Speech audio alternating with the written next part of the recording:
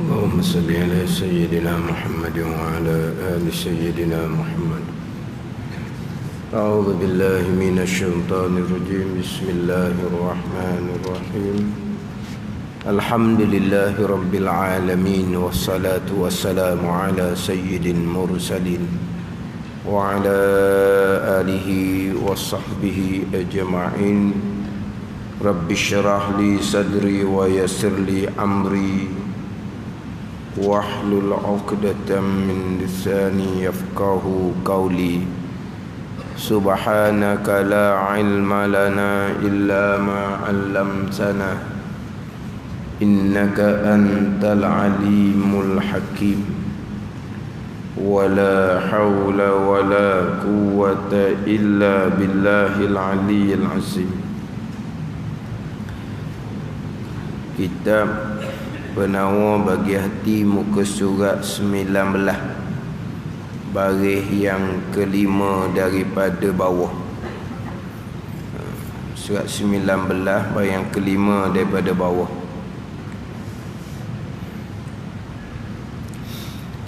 Qala al-muallif rahimahullahu ta'ala wa nafa'ana bi'ulumihi amin.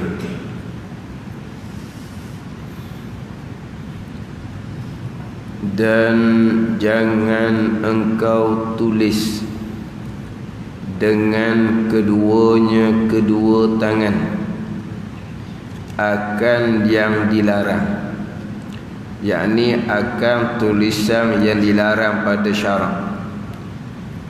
Mana daripada yang dilarang pada syarak ni, daripada tulisan yang memberi mudarat akan orang Islam, dan daripada ilmu yang diharamkan seperti sihir.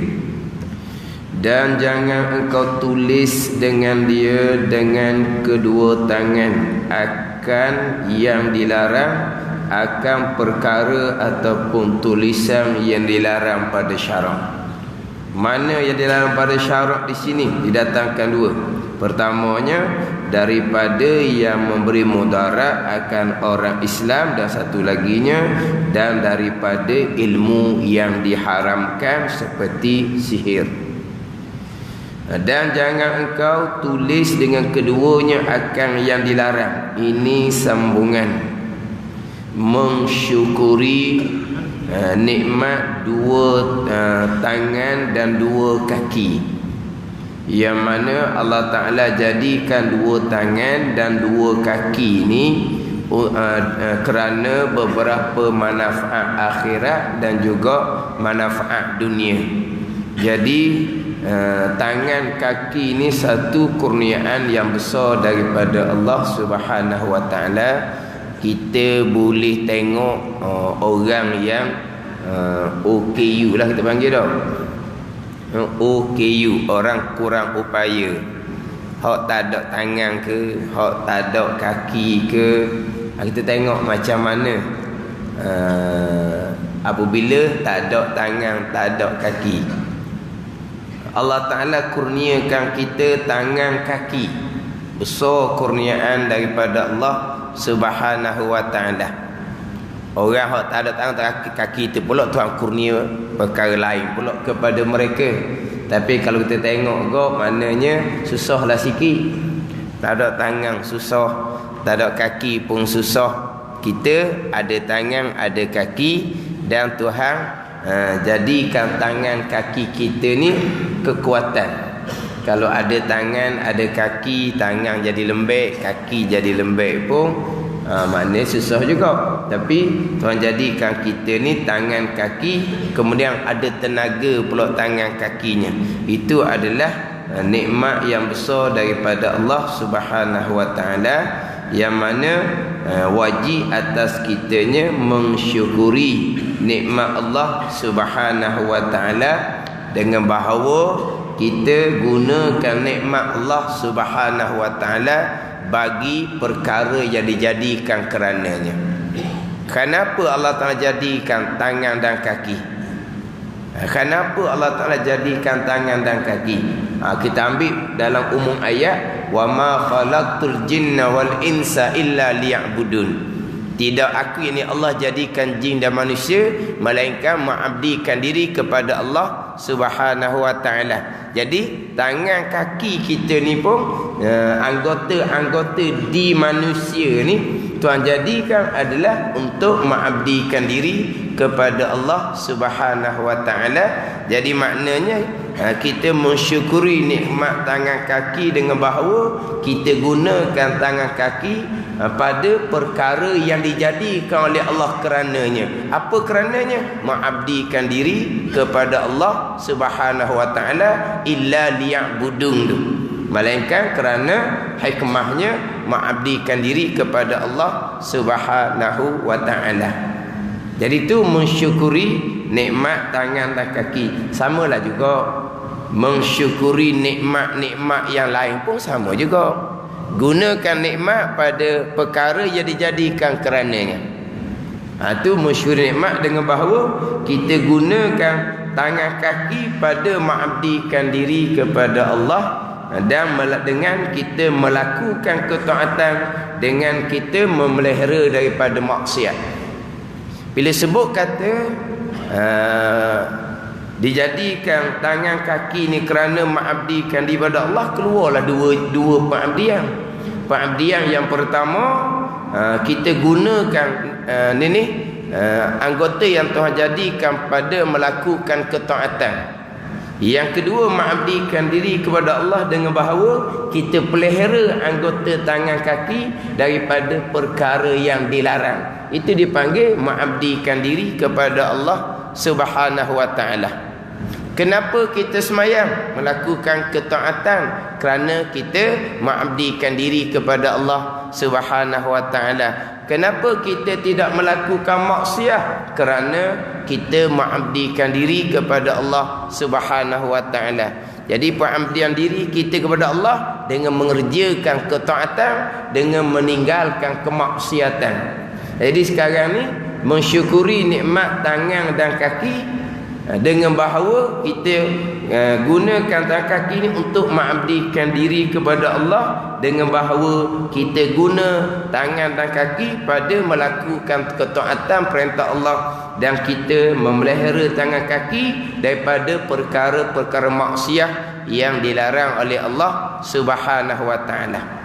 Tangan kita ni boleh buat benda maksiat, tapi kenapa kita pelihara tangan kita daripada melakukan perkara maksiat? Kerana kita mengabdikan diri kepada Allah Subhanahu wa taala. Kaki kita pun kita sihat, kita boleh melangkah kepada tempat-tempat maksiat. Kenapa kita tidak melangkah kepada tempat-tempat maksiat? Kerana kita mengabdikan diri kepada Allah Subhanahu wa taala. Ini dalam ihsan ni, Pak Nabi kata anta'budallah, bahawa engkau mengabdikan diri kepada Allah Subhanahu wa taala. Bila Jibril AS tanya Nabi, apa di ihsan? Nabi pun jawab anta'budallah, bahawa engkau mengabdikan diri akan Allah Subhanahu wa taala dengan bahawa engkau kerjakan suruhan dan engkau meninggalkan larangan. Kita mengerjakan suruhan, meninggalkan larangan, ka'annaka tarahu fa illam takun tarahu fa innahu yara. Kenapa kita mengerjakan ketaatan, meninggalkan larangan? Kerana kita sentiasa memperingatkan diri kita bahawa Allah Ta'ala sentiasa melihat apa yang kita lakukan. Ini maqam muraqabah. Ka'annaka tarahu itu maqam musyahadah. Kenapa mengabdikan ibadah Allah? Dengan mengerjakan segala suruhan, dengan meninggalkan segala larangan. Kerana seolah-olah engkau melihat akan Allah dengan basirah, itu maqam musyahadah. Tak sampai maqam musyahadah, kita memperingatkan diri kita bahawa Allah sentiasa melihat apa yang kita lakukan. Sebab itulah kita melakukan ketaatan. Sebab itulah kita meninggalkan maksiat. Yang kadang-kadang maksiat tu pun nafsu kita suka juga. Tapi kenapa kita tidak melakukan? Kerana Kita mengabdikan diri kepada Allah kerana kita memperingatkan diri kita Allah sentiasa melihat apa yang kita lakukan. Jadi pengabdian diri pada Allah adalah dengan mengerjakan segala suruhan dan meninggalkan segala larangan. Jadi mensyukuri nikmat tangan kaki dengan bahawa kita gunakan tangan kaki pada ketaatan dan kita pelihara tangan kaki kita daripada perkara maksiat. Kemudian pengarang kita pergi kepada tangan. Maknanya jangan engkau menyakiti dengan dua tangan engkau akan yang diharamkan pada syarak menyakitinya. Jangan kita menyakiti akan makhluk Allah Subhanahu wa taala dengan tangan kita, sama ada makhluk Allah tu manusia ataupun binatang. Dan jangan engkau pegang dengan keduanya, melainkan jangan engkau pegang dengan dua tangan akan yang haram. Hak haram jangan duk pegang. Contohnya lelaki pegang perempuan, perempuan pegang lelaki. Itu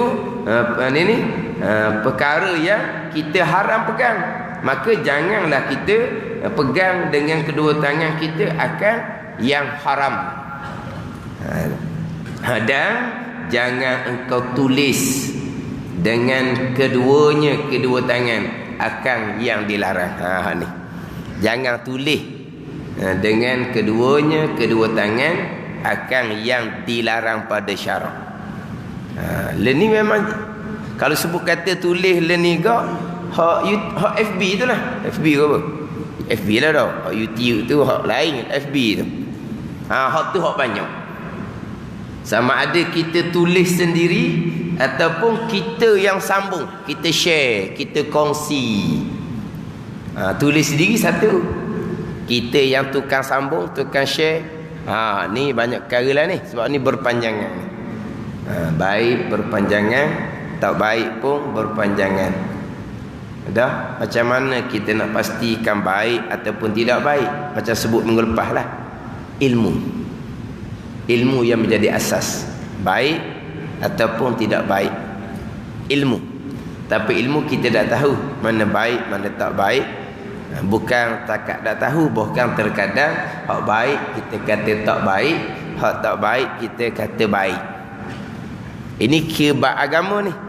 Sama juga dalam bab dunia. Kita nak tahu cerita ni betul ke tak betul, sama juga ilmu. Kena ada pengetahuan, kena ada maklumat yang secukupnya. Jangan kita mudah-mudah. Kita mudah-mudah kita sebarkan perkara yang kita sendiri pun maklumatnya tak jelas, kita sebar. Kemudian nyata perkara tu tidak benar. Jadi fitnah, jadi tidak benar. Walahal yang kita sebar tu sudah memudaratkan orang Islam yang lain.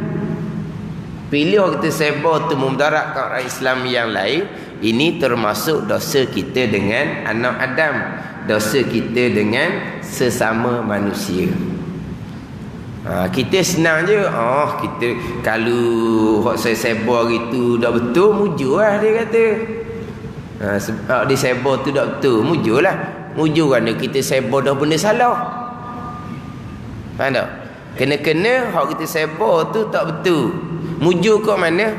Mujurlah kerana dia tu dah buat benda salah. Yelah, mujurlah dia buat benda salah. Dan kita mujur kat mana? Kita sebar benda salah. Dia pandai pula. Dia nak lepas dia. Tak, dia nak lepas ni. Ini sudah berkait dengan anak Adam. Faham tak? Sekarang kita sebar satu benda yang besar. Nyata kemudian perkara kita sebar tu benda yang salah, benda yang fitnah, bohong. Kita kata alhamdulillah lah kalau hidup gitu. Alhamdulillah kalau hidup gitu. Kalau orang tu maknanya tak salah dia, alhamdulillah lah sebab dia tak salah. Yang kita sebar benda yang jadi fitnah pada dia tu kat mana pula? Alhamdulillah kat mana? Dia kena-kena alhamdulillah kerana orang tu tak buat benda salah kalau disebar tu. Alhamdulillah sungguhlah hak kawan tu baik. Yang kita pergi sebo benda tak betul ni, alhamdulillah kat mana pula? Kita ni faham tak ni? Yang dia tu tak buat benda salah tu, mana dia ni betul, dia ni baik, alhamdulillah lah. Dia orang baik.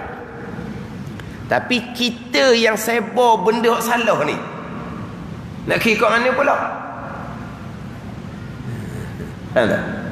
Ni parok belaka ni tak kena atur ni, bankrupt, muflis daripada masyarakat kita. Ingat baik. Kadang-kadang kita buat tanda tanya. Kena kita buat tanda tanya. Orang kemudian buang tanda tanya tu, buat cerita macam sahih. Ni semua ni. Jadi mari daripada apa tu? Mari daripada kita syok wasangka. Kita syok wasangka. Kan dahulu kan dalam kitab kita ni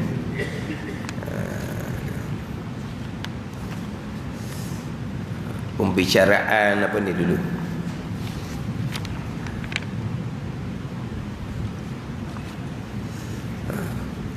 Pembicaraan bak lidah dahulu.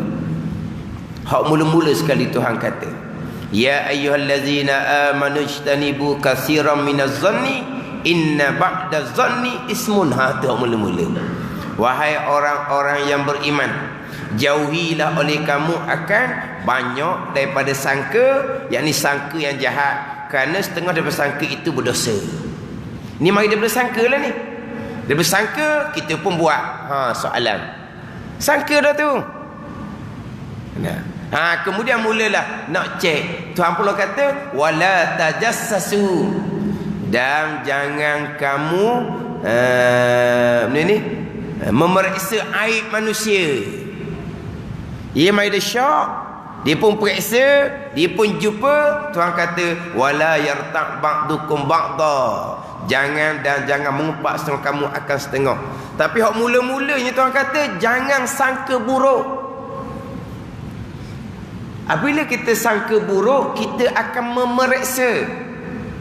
Apabila kita memeriksa aib seseorang, kita akan jumpa.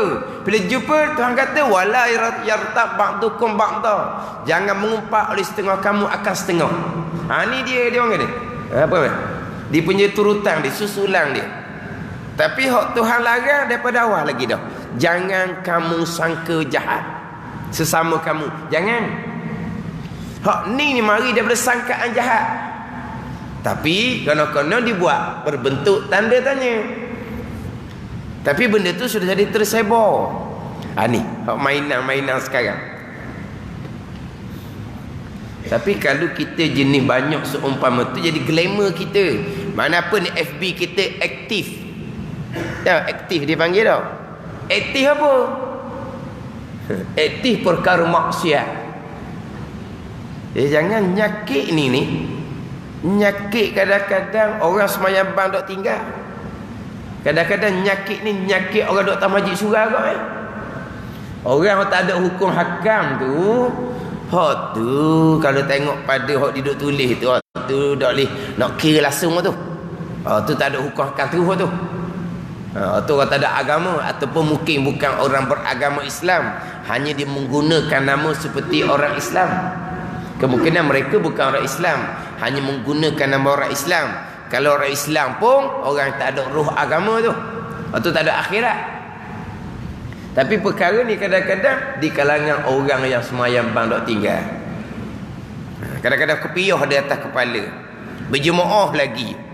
Tapi dia suka share sama-sama ahli jemaah benda-benda yang apa ni, tak jelas, tak sahih, tak tahu hujung pangkah laginya.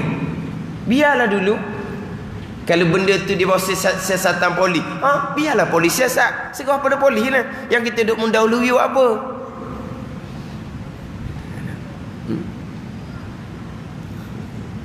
Hak ni hak kita kata ni daripada yang beri mudarat akan orang Islam. Hak ni tulis yang dilarang mana daripada yang beri mudarat akan orang Islam. Mudarat orang Islam. Kita sekarang ni orang Islam ni mudah-mudah jawab mudarat. Oh, kalau orang kafir kok sayang benar. Kalau orang kafir sayang benar kalau orang kafir. Kalau benda hok lek-lek sebenar pun dia tahan juga orang kafir. Tapi kalau orang Islam tak ada. Jadi orang kafir suka pula.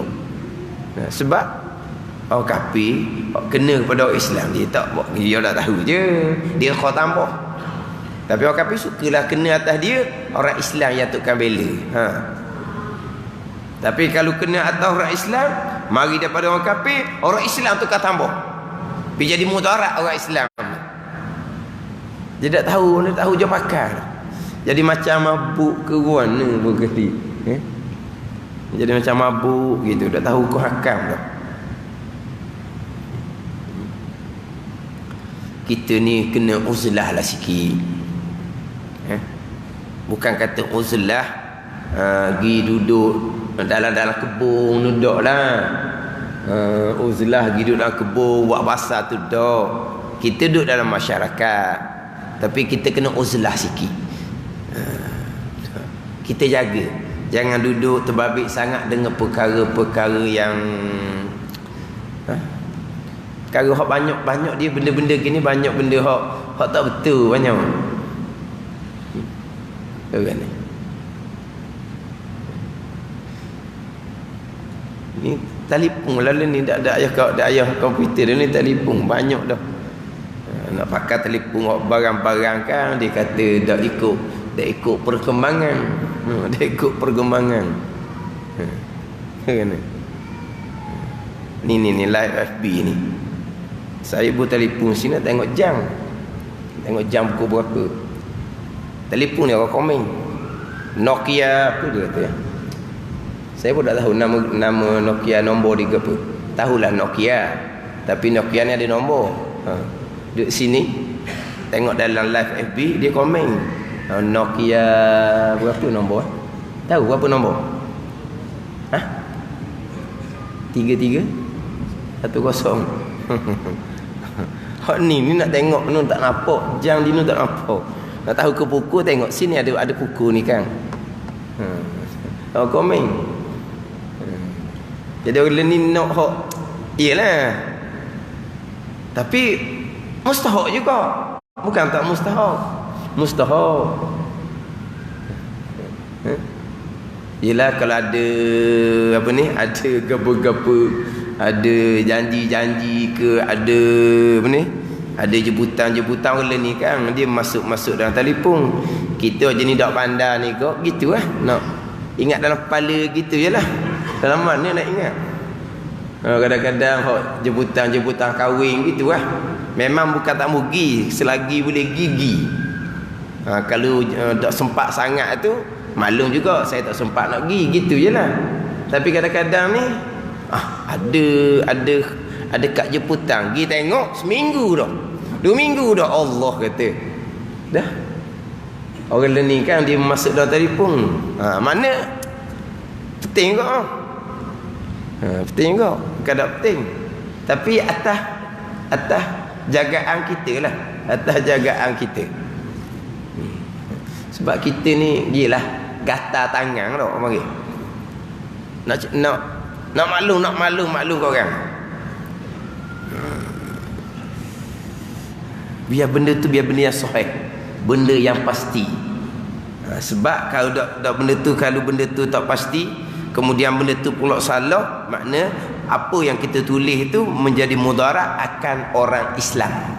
Ni dah kita ayat ni, memberi mudarat akan orang Islam, disebut no, orang Islam. Kata orang kafir boleh ke? Orang kafir boleh ke? Kita kena jaga pula akhlak kita dengan orang kafir. Sebab orang kafir ni kadang-kadang menilai akhlak kita tu sendiri, tapi tak samalah. Kalau mudarat tu kena atas orang Islam dengan mudarat dengan orang kafir. Tapi orang nak cerita ni orang Islam.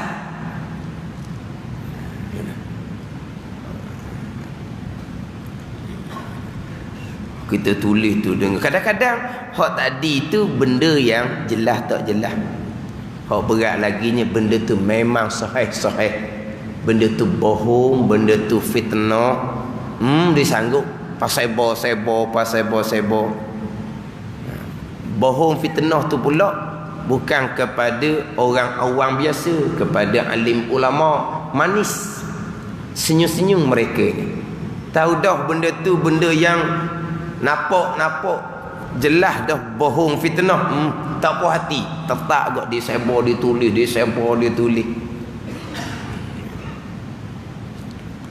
Itu gian nafsu belaka tu. Kita orang belajar, kita jagalah. Kita jaga. Kalau benda tu memang benda kebaikan, kita sebar.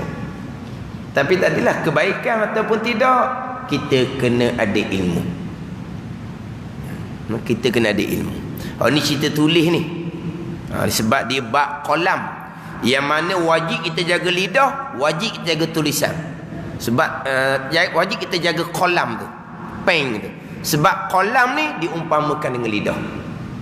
Kolam pen ni diumpamakan dengan lidah. Apa perkara yang wajib kita jaga lidah, kita wajib jaga kolam kita. Jadi tapi cerita bab kolam lidah ni, sini kita menggunakan tangan. Untuk menulis kita menggunakan tangan.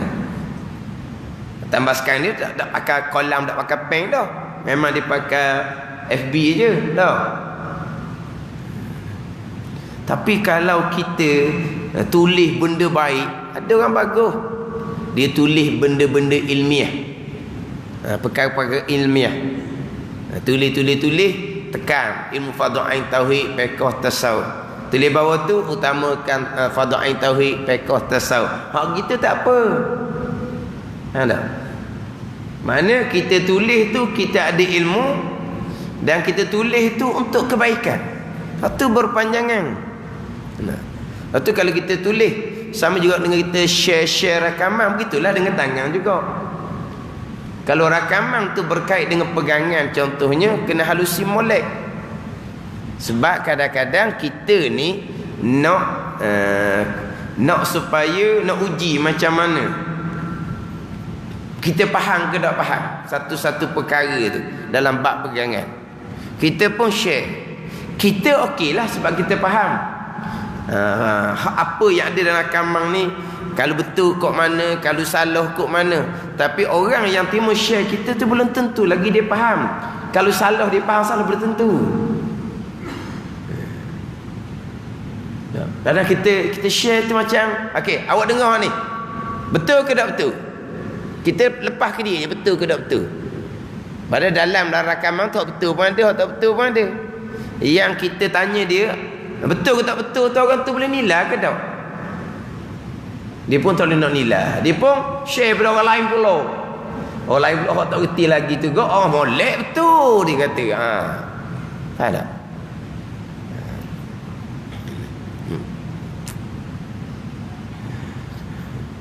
Dia besar sangat manfaat, tapi besar sangat mudarat.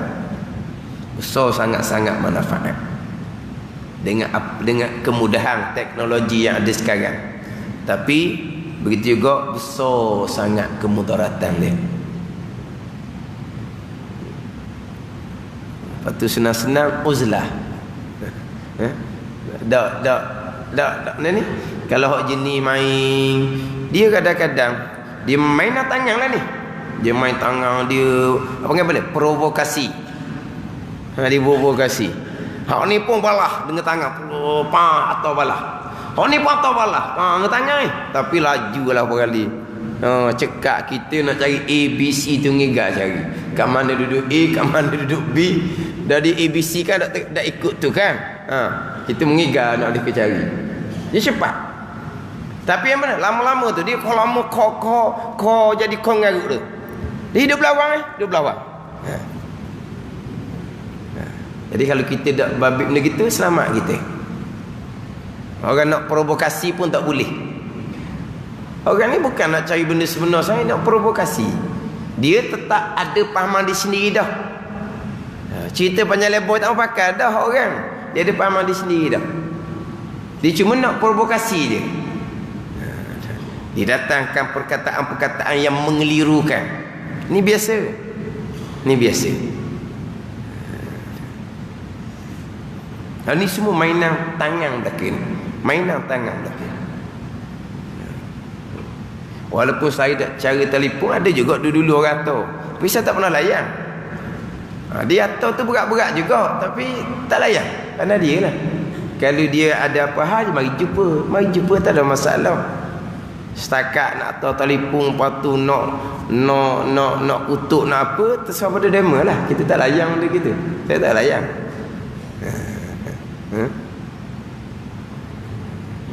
Kadang-kadang berat-berat juga. Apa benda dia dak berhati tu dak tahu lah. Itu apa? Mainan tangan dak kita. Itu kadang-kadang mudah kita turut hak kehendak nafsu kita. Ada kehendak nafsu kita. Jangan engkau tulis dengan kedua judul tangan akan yang dilarang. Mana? Daripada yang mudarat akan orang Islam. Mudarat akan orang Islam.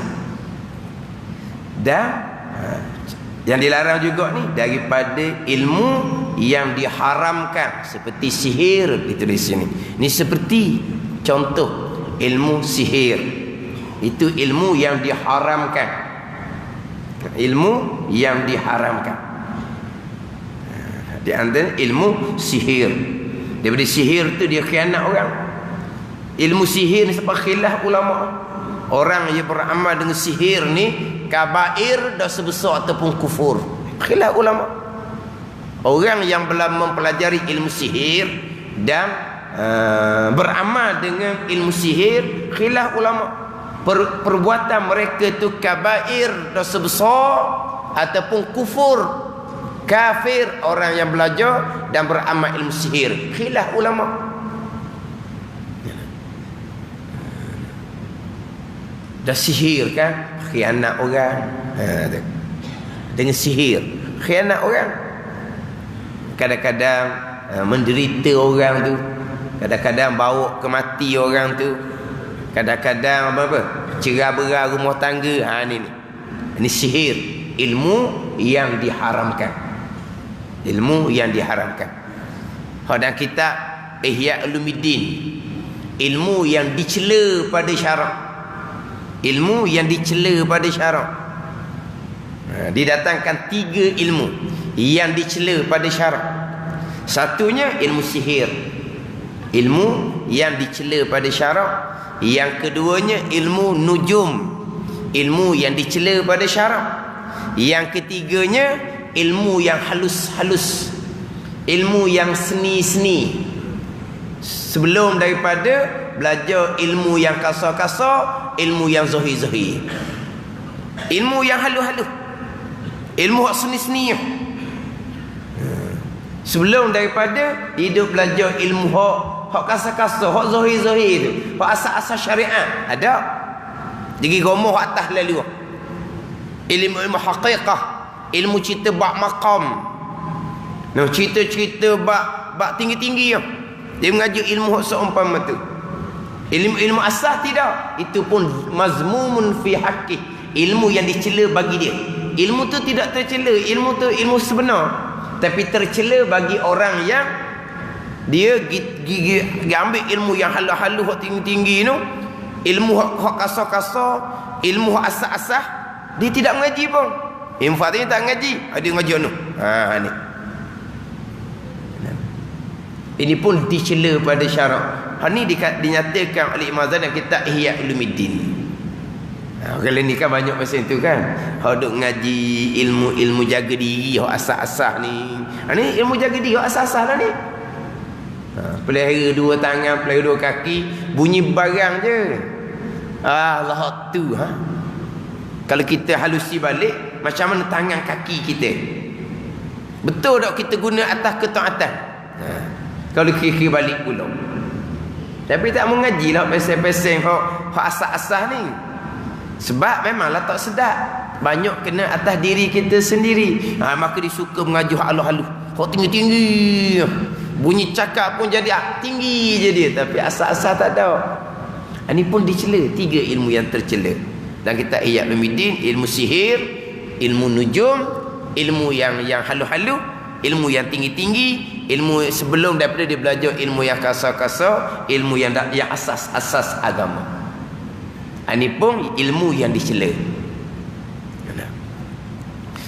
Jadi hak menulis ilmu yang diharamkan ni kadang-kadang orang dia berani menulis. Kadang-kadang ditulis buku tauhid. Dia tulis buku tauhid. Tapi huraian di dalam tu bercanggah dengan akidah yang sebenar. Tu ilmu yang diharamkan. Tulis ilmu yang diharamkan. Sebab apa? Ditulis ilmu akidah yang salah. Ditulis ilmu akidah yang salah. Itu pun menulis ilmu yang diharamkan. Kemudian ilmu yang ditulis hak salah tu pula lah. Ilmu tu kalau laku kok cetak satu edisi, edisi yang kedua, edisi yang ketiga. Padahal tu ilmu tu bercanggah dengan akidah Ahlussunnah wal Jamaah. Itu ilmu yang diharamkan pada syarak. Dia tulis hak tu. Hak ilmu sihir ni terang-terang lah. Seperti sihir ni contoh ilmu yang diharamkan. Termasuklah ilmu yang ditulis tu hak bercanggah dengan akidah yang sebenar. Kadang-kadang tulis ilmu akidah, ilmu tauhid, dia campur pula dengan syuhud, dengan maqam. Tu ada satu perkara pula. Kadang-kadang tulisan tu berkembang, berpanjangan. Hak ni pun baca dengan jalanan yang salah, berkembang pula ilmu yang salah. Ni tulis menggunakan tangan, tulis perkara yang dilarang pada syarak.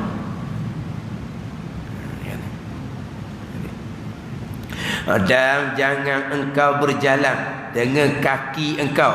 Selesai dah hak tangan. Ni hak kaki pula.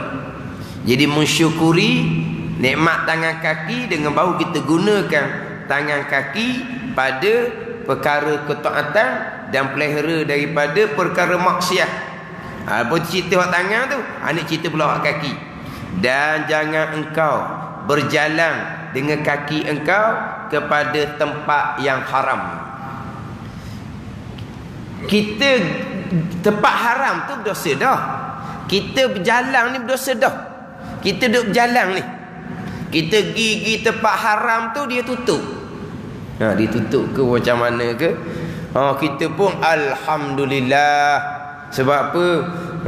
Ni kalau tidak kau berdosa. Kita malam ni dah berjalan tu tak berdosa. Kalau kita duduk berjalan kaki tu berdosa ke tak? Berdosa dah. Kena taubat dah tunya. Sebab apa? Sebab kita berjalan pada tempat maksiat. Berjalan tu, hak tu jangan dah. Siapa tempat maksiat tu maksiat lain pula berjalan ni.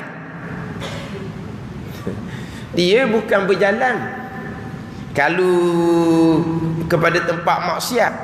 Ni azam bulat di hati nak pergi tu berdosa dah. Faham tak? Berjalan kepada tempat maksiatnya belum, sebab masanya belum sampai, timenya belum sampai. Tapi hati kita sudah bulat. Memang kita akan pergi tempat maksiat tu, tapi belum berjalan lagi lah. Hati kita azam nak pergi tempat maksiat tu, berdosa dah hati kita tu. Lepas tu kita batal kemudian, tak jadi melangkah berjalan pemaksiat. Kita kena bertaubat dah daripada azam hati kita nak pergi tempat maksiat tu, nak pergi tempat yang diharamkan tu. Ni azam di hati ni. Dia kalau hati tu masih lagi tak putus, walaupun hati tu berat nak pergi, syarak tak catat lagi dosa. Ada ni. Kan kita hati ni ada hamun, ada ni dia ada ni hadisun nafsi, hamun, azmun apa semua tu. Dia hadisun nafsi ni mari. Gi tak mugi. Kemudian hamun, mana apa ni? Cerita berat nak pergi dah. Cerita dah nak buat perkara tu, nak pergi ke tempat tu. Kalaulah perkara yang kita nak buat, hati kita hamun cerita ni, berat nak pergi buat benda-benda baik ataupun nak pergi kepada tempat baik, dicatat dah pahala. Masa hadisun nafsi tu, masa duduk hati tu nak pergi tak mau pergi, nak buat tak mau buat. perkara baik ni tak catat lagi pahala. Berat di hati nak buat perkara baik itu, berat di hati nak pergi pada tempat baik itu, boleh pahala dah. Azam di hati nak buat, nak pergi tempat baik, tu sama telah lah. Tapi kalau hak jahat, kalau hati ni berat nak buat benda salah, benda haram, nak pergi pada tempat yang salah, tempat haram, tapi tak putus lagi, belum lagi dicatatkan dosa hati kita ni. Azam bulat, nak buat benda haram, nak pergi pada tempat haram, maka berdosa dah kitanya. Tak? Dia hak dosa ni dia lambat sikit tulis. Dosa dia lambat sikit tulis. Hak pahala cepat. Mana hati kita berat nak buat benda baik, dicatat dah pahala. Putus hati nak buat benda baik, tu sama telah dah. Hak jahat berat di hati nak buat, tak putus lagi, tak tulis lagi dosa.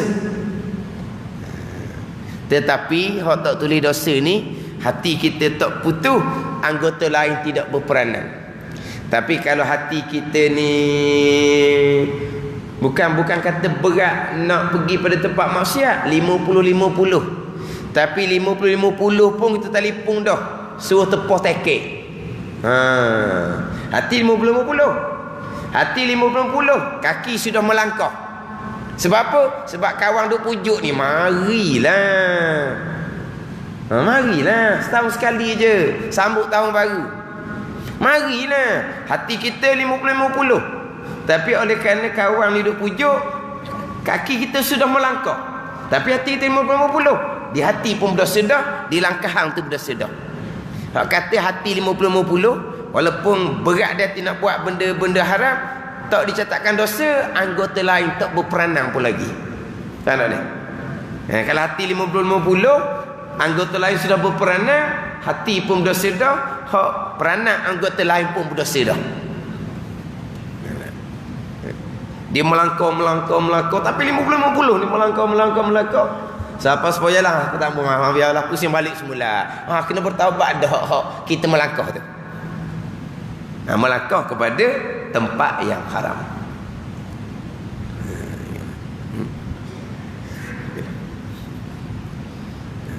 Ni hak kaki lah. Hak siapa tempat maksiat tu satu perkara pula. Dan jangan engkau berjalan kaki engkau pada tempat yang haram dan kepada tempat orang yang zalim, melainkan kerana darurah. Ni jangan kita melangkah ke tempat orang yang zalim, melainkan kita pergi tempat orang zalim tu kerana darurah. Kalau dak pergi gak paroklah kita kena misal contoh, maknanya kita akan diambil tindakan darurah dah, kita sepik dah kitanya. Ataupun kita pergi kerana kita pergi apa? Kerana nak nasihat. Kalau semata-mata pergi kepada tempat orang zalim ni, langkahan tu berdosa dah kitanya. Sebab apa? Tambahan pula, kalau kita ni orang berkenaan dalam agama, apabila kita pergi pada tempat orang zalim, orang lain ni akan beranggapan orang tu tak zalim tu, orang agama tu sama. Ni faham tak? Tapi kadang-kadang orang agama ni dia ada alasan dia.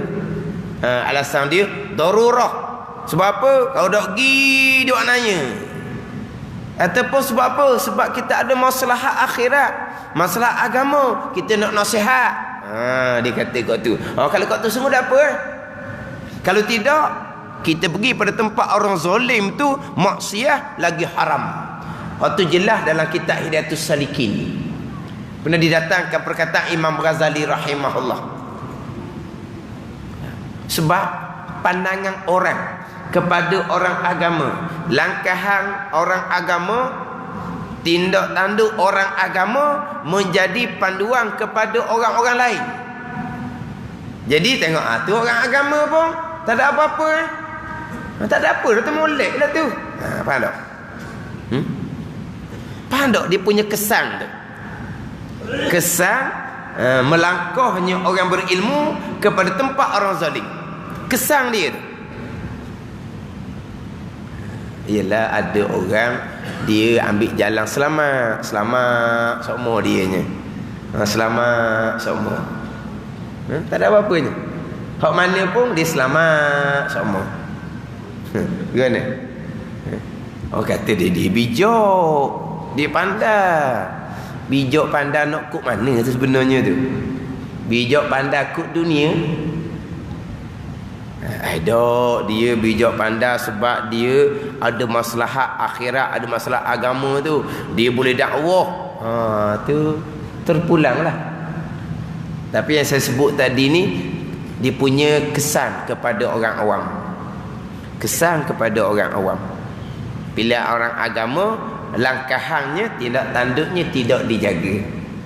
Sebab tu orang agama kalaulah tempat-tempat yang 50-50 tak berapa tu, tak payahlah. Tak payah, tak apalah. Mana kita duk ngajar nyapa agama.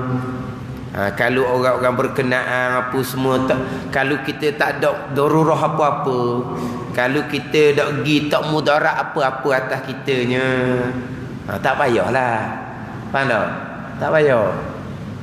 Kita ni kadang-kadang ada agenda lain. Kalau agenda baik tak apalah. Kadang-kadang agenda dunia kita punahlah kitanya. Itu hal kita. Tapi yang besar laginya macam mana pandangan umum. Kadang-kadang menyebabkan apabila kita melangkah pada tempat orang zalim, jadi kezaliman tu jadi sudah tak zalim dah. Sebab apa tu? Faham tak? Ini cerita orang agama, ni tak cerita ni. Ini umum ni. Kepada tempat orang zalim ni. Mana termasuk kita orang biasa-biasa. Kena jaga. Tapi kalau orang agama, lagilah kena jaga. Orang agama, lagilah kena jaga. Yelah orang agama ni kadang-kadang ni nak ambil kesempatan nak mempergunakan, ni nak ambil kesempatan mempergunakan. Ada faham tak? Lepas tu kita orang agama pula kalau tak pandai nak jaga, rosak kita. Boleh jadi rosak kitanya. Sebab benda dunia kan, benda dunia ni cubaan besar. Jangan kita kata kita orang kuat, jangan duk kata gitu. Baik kita ikut macam mana ulama-ulama lampau. Walaupun khalifah tu Islam, khalifah Islam sekalipun, mereka tidak menghampiri. Tengok ulama-ulama mutabar terdahulu kan. Suruh jadi berjawatan pun tak embuh. Sanggup berpindah tak embuh. Ni. Padahal khalifah tu khalifah Islam. Kenapa mereka menjauhkan diri? Ini untuk maslahat agama. Jadi maknanya orang berilmu agama dia kena jaga. Langkahan, tindak tanduk dia kena jaga. Sebab orang tu teropong tengok. Orang tu teropong tengok. Jadi jangan berjalan kepada tempat yang haram dan pada tempat orang yang zalim, melainkan kerana darurah.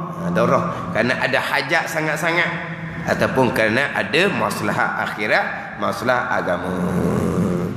Pendeknya segala gerak engkau dan segala diam engkau itu sebesar-besar nikmat Allah Ta'ala atas engkau, maka palingkan olehmu akan dia kepada ta'ah supaya adalah engkau daripada mereka yang mengetahui akan nikmat dan mensyukuri akan dia akan nikmat. Mana pendeknya kesimpulannya gerak geri kita itu adalah sebesar-besar nikmat daripada Allah Subhanahu wa taala. Wallahu a'lam. Bismillahirrahmanirrahim. Alhamdulillahirabbil alamin wassalatu wassalamu ala sayyidil mursalin wa ala alihi wa sahbihi ajma'in.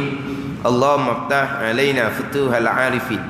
Allahumma allimna ilma akdamin wa fahimna famasabikin warzuqna rizqat talibin. Allahumma zidna ilman wa alhiqna bis salihin. Wa sallallahu ala sayyidina Muhammadin wa ala alihi wa sahbihi wa sallam. Walhamdulillahi rabbil alamin.